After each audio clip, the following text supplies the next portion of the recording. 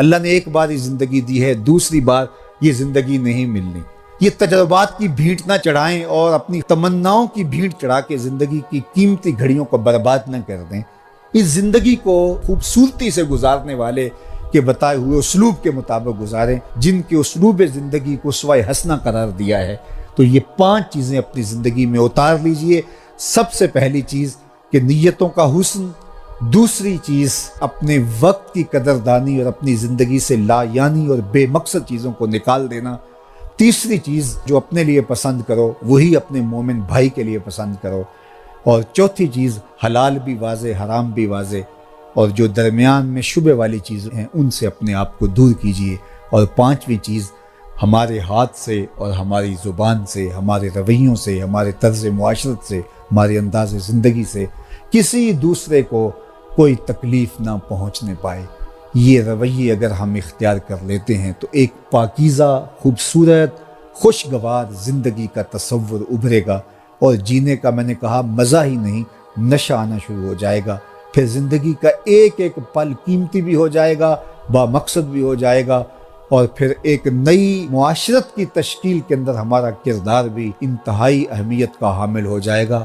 ورنہ جینے کو تو جانور بھی زندگی گزار رہے ہیں، جینے کو تو جو ہے وہ پرندے اور چوپائے بھی زندگیاں بسر کر رہے ہیں۔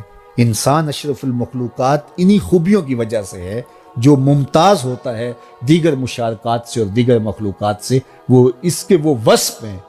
ورنہ تو یہ گوشت پوست اور باقی اعضائے بدنیاں جو انسان کے ساتھ جڑے ہوئے ہیں یہ باقی جانوروں کے ساتھ بھی جڑے ہوئے ہیں، بلکہ بہت ساری چیزیں ان کو ہم سے زیادہ دی گئی ہیں۔ کسی کی نظر میں جو تیزی ہے وہ ہم سے زیادہ ہے۔ یہ کرگس کتنی دور تک دیکھ لیتے، ہم اتنی دور تک نہیں دیکھ پاتے۔ شیر کے پنجوں میں جو زور رکھا گیا وہ ہمارے پنجوں میں نہیں رکھا گیا۔ پرندے اڑ بھی لیتے ہیں، ہم اڑ نہیں سکتے ہیں۔ مچھلیاں جس طرح سے تیر لیتی ہیں ہم اس طرح سے تیر نہیں پاتے ہیں۔ اس طرح مختلف جانوروں کو امام سلفی نے طیوریات کے اوپر جو لکھا اس میں جانوروں کے مختلف وصف لکھے۔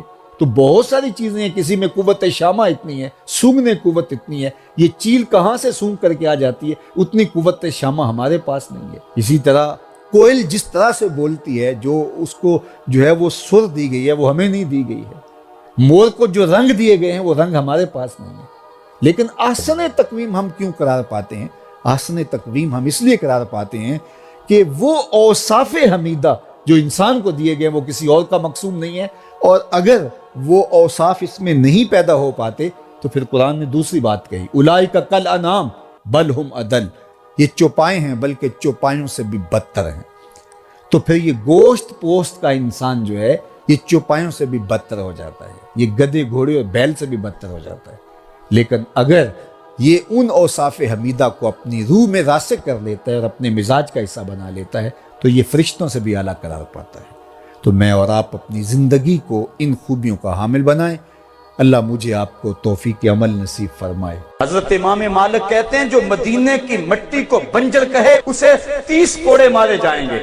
یہ مصطفیٰ کی نسبت کا احترام ہے۔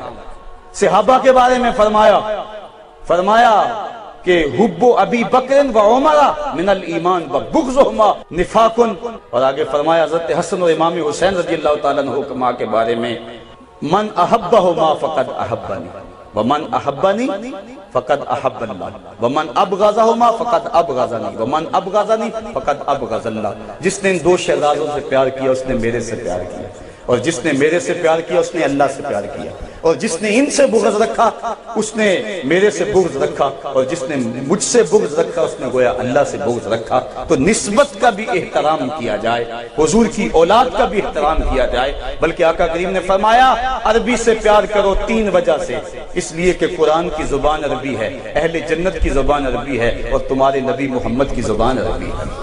تو عربی کا بھی احترام کیا جائے، نسبت کا بھی احترام کیا جائے۔ حضرت سعید بن المسیب کے پاس کوئی شخص آیا، آپ بستر علالت پہ تھے، زندگی اور موت کی کشمکش تھی۔ کہا مجھے اللہ کے رسول کی حدیث سناؤ۔ کہا اقعدونی، مجھے اٹھا کے بٹھاؤ۔ کہا آپ سے اٹھا نہیں جا رہا، لیٹے لیٹے بیان کر دیں۔ کہا انی اکرہ ان احدث حدیث رسول اللہ وانا مستجع۔ کہا یہ میں گوارا ہی نہیں کرتا کہ حدیث اللہ کے رسول کی بیان کروں خود لیٹا۔ کہا مجھے اٹھاؤ اور میں بیٹھوں گا، پھر اللہ کے محبوب علیہ السلام کی حدیث کو بیان کروں گا تو یہ محبت کا تقاضا ہے کہ محبوب کی نسبت کا بھی احترام کیا جائے، جہاں محبوب کے قدم لگ جائیں اس خاک کے ذروں کو چوما جائے۔ حضرت ابن عمر جب مسجد نبوی میں آتے تھے تو منبر پر یوں ہاتھ مل کر اپنے منہ پہ ملتے اور چومتے، کہا یہ وہ جگہ ہے جہاں محبوب بیٹھا کرتے تھے۔ اللہ اکبر، نسبت کا بھی احترام کیا جائے۔ اعلیٰ حضرت فرماتے ہیں تجھ سے در سے سگ، اور سگ سے ہے مجھ کو نسبت، میری گردن میں بھی ہے دور کا پٹا تیرا۔ کہا محبوب آپ سے در کو نسبت ہے، در سے کتے کو نسبت ہے، اور کتے سے مجھ کو نسبت ہے۔ اور جامی کہتے ہیں کاش محبوب میں تیری گلی کا کتا ہوتا اور آپ کی گلی کے کتے کا نام جامی ہوتا، آپ جامی کہہ کے پکارتے۔ اور ایک کہتا ہے یا لیتنی کنت تربت طیبتکم، کاش میں مولوی نہ ہوتا، کاش میں پیر نہ ہوتا، مدینے کی گلی کی مٹی ہوتا، حضور گزرتے میں حضور کے نالین کے تلووں کو چوم لیتا۔ شیخ مہدی الفاسی علیہ رحمہ فرماتے ہیں حضور کا ذکر سن کر جس شخص کے سینے میں ٹھنڈ نہیں پڑتی اس کے سینے میں دھڑکنے والا دل کسی مومن کا دل ہی نہیں۔ اللہ کے محبوب علیہ السلام جب مدینہ ہجرت فرما کے چلے گئے، ابو سفیان کی بیٹی ام حبیبہ جب حضور کے نکاح میں آئی اور اس کو یہ شرف حاصل ہوا کہ وہ حضور علیہ السلام کی زوجہ بنی اور ام المومنین بنی، صلح حدیبیہ کے معاہدے کی تجدید کرنے کے لیے جب مدینے میں ابو سفیان آیا تو وہ سیدھا گھر آیا، حضور کا بستر لگا ہوا تھا، ابو سفیان آ کے اس بستر پہ بیٹھنے لگا، حضرت ام حبیبہ دوڑی اور جلدی جلدی اس نے بستر لپیٹ دیا۔ ابو سفیان پوچھنے لگا بیٹا کیا ہوا ہے، اس بستر کو میرے قابل نہیں سمجھتی یا مجھے بستر کے قابل نہیں سمجھتی؟ کہا تو مشرک ہے اور مشرک نجس ہے، مصطفیٰ کا بستر پاک ہے، میں یہ گوارا نہیں کرتی کہ تو مصطفیٰ کریم کے بستر پہ بیٹھے۔ کہا بیٹی یہاں آ کر تیرا مزاج بدل گیا ہے۔ اللہ اکبر، تو محبت پیدا جب ہو جاتی ہے پھر محبوب کی گستاخی گوارا نہیں ہوتی۔